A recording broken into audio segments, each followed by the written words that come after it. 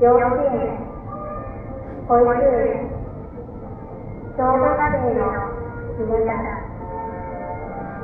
5時になりました。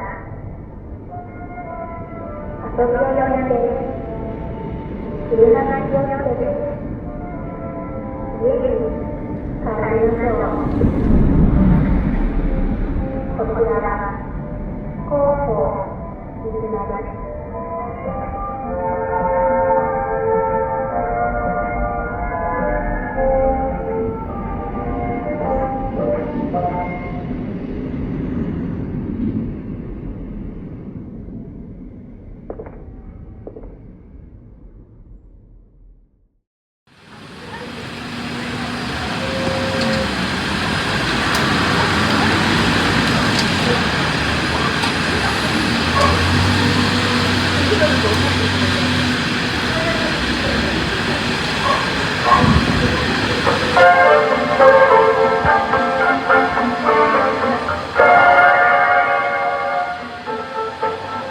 市町からお知らせしま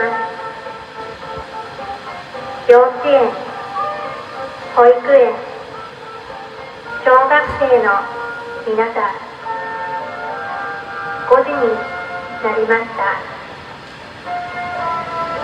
遊びをやめて、車に気をつけて、家に帰りましょう。こちらは広報水間です。